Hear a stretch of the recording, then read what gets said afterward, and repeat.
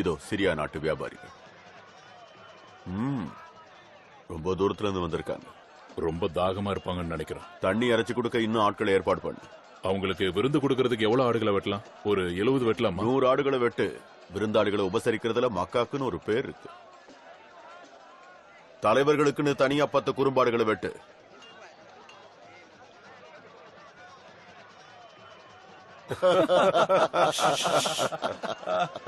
கவிஞர்களுக்கு ரொட்டியும் தண்ணீரும் ஹக்கீம் வீட்டுல தாராளமா கிடைக்கும். கவிஞர்களை திருப்திப்படுத்துறதுக்காக ராத்திரியானா குறும்பாடுகளை.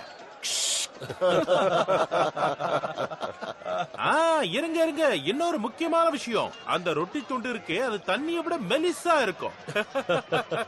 ஓ, வழிவிடுங்க வழிவிடுங்க, வியாபாரிகளை வழிவிடுங்க. அங்க பாருங்க, அபு சுஃபியான் வந்துகிட்டு இருக்காரு. மாபெரும் செல்வந்தர், வல்லலும் கூட. கவிதைகளின் தந்தையான